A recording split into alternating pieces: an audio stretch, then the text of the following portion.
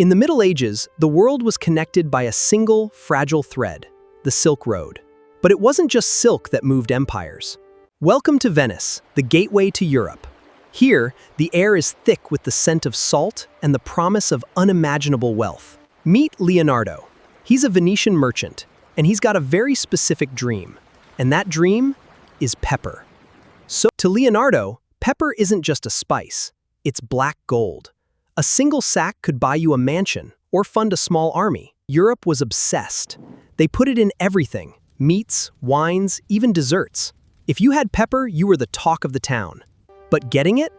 That was the problem. The route was long, treacherous, and controlled by middlemen who took a hefty cut. Leonardo's ships were sitting idle. The prices in the east had skyrocketed, and he was losing his edge. In the 1400s, spices were the fuel of the global economy. They were the original international currency. Leonardo spent his nights calculating the cost of cinnamon versus pepper. The margins were thin, but the potential payoff?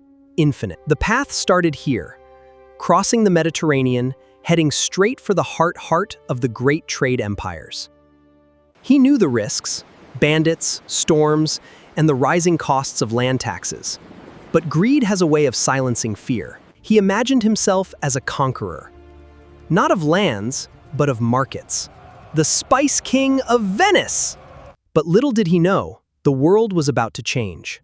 The routes he relied on were more than just expensive, they were becoming dangerous. To understand the spice, we have to travel past Venice, deep into the desert, to the men who controlled the flow. The journey was about to get a lot more complicated. But the spices didn't just walk to Europe on their own.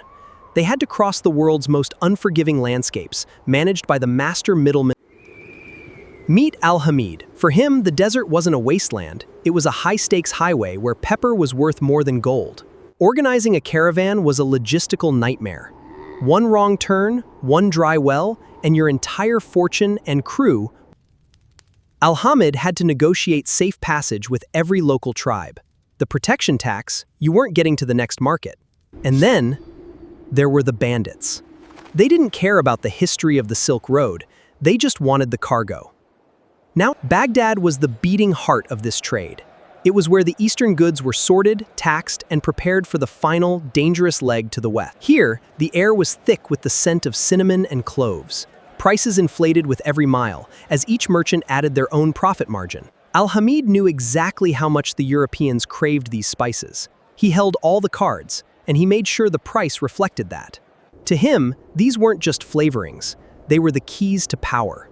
A single bag could buy a house, a ship, or a small army. But the route was narrowing. The closer you got to the Mediterranean, the more powers wanted a slice of the profit. And Constantinople, the journey was relentless. Months of travel, unpredictable weather, and the constant fear of losing everything to a sandstorm or a raid. Sometimes, the desert itself was the enemy. A sandstorm could swallow an entire caravan, leaving nothing behind but scattered spices. They called it the Road of Riches. But for the men who walked it, it was a test of endurance that few dared to repeat. Finally, the site of Samarkand, the jewel of the Central Asian route. Here, the goods were swapped, and the next team took over. Al-Hamid knew his part in the web was crucial. Without his grit, the tables of Europe would be bland, and the empires of the West would be much poorer. The journey now takes us to the source, the legendary city of Xi'an, the eastern heart of the world's greatest trade network. Here, commodities weren't just goods, they were the currency of empires. And standing amidst it all was Liu Wei. Liu Wei was a master of his craft. He knew that the further west his goods traveled, the more their value multiplied. Every transaction was a delicate dance. A gram of cinnamon here was worth a fortune in the markets of the Mediterranean. He didn't just sell spices, he sold the promise of luxury. To the west, these were the flavors of the gods. The scale of production was staggering. Thousands of laborers moved these goods, feeding a global hunger that never seemed satisfied. Liu Wei meticulously tracked the routes. He knew which mountain passes were clear and which were currently blocked by regional skirmishes. He knew the system was fragile. If the chain broke anywhere, Along the thousands of miles, his fortune would vanish into the dust. The desert heat, the mountain bandits, and local taxes, the cost of moving goods was rising every single year. Efficiency was the only way to stay ahead. Liu Wei pushed his caravans harder, demanding faster transit through the central hubs. Through the harsh winds of the high plateau, the spice traveled on the backs of beasts, led by men who risked everything. Bandits lurked in every shadow. The trade wasn't just about commerce, it was a military operation on a massive scale. The quality had to be perfect. If the pepper was damp, the Venetian buyers would refuse to pay the premium price. As the sun set on the east, the wheels of global trade continued to turn, powered by the insatiable appetite of the West. Liu Wei stood watch, unaware that his way of life, the great golden web of the Silk Road, was nearing its sunset. In 1453, the walls of Constantinople fell. The great gateway between East and West was now firmly in Ottoman hands. For merchants like Leonardo, the news was catastrophic. Taxes skyrocketed, and the spice flow slowed to a trickle. The golden age of easy profits was over. He needed a new plan, or he would be ruined. Thorne stared at the map. If the front door is locked, we'll just have to sail around the house. He knew the risks were insane: starvation, storms, and the unknown. But the reward was worth it. The maritime route was a gamble. A long, dangerous detour that would bypass every merchant in the Middle East. Al-Hamid felt the shift. The ships are coming. They look to the sea, not the sand. Across Europe, kingdoms began pouring gold into shipyards. The race for the spices had turned into a naval arms race. Thorne didn't need silk or gold, he needed a route. And he was going to find it, or die trying. Leonardo watched his ledgers burn.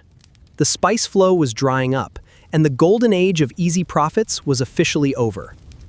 Out on the Atlantic, Thorne's ships faced the fury of nature. The sea was far less forgiving than the desert. Every wave was a test. Every mile gained was a nail in the coffin of the old trade routes. They were rounding the corner. The barrier that had protected the Middle Eastern middlemen was finally being breached. Captain Thorne looked ahead. He didn't see water. He saw a future where pepper was worth its weight in gold. As the sea routes opened, the monopoly of the overland Silk Road began to crumble. Venice, the queen of trade, felt the silence. Leonardo watched his ledgers. The prices of pepper were plummeting as ships arrived by the dozen. The exclusive wealth was gone.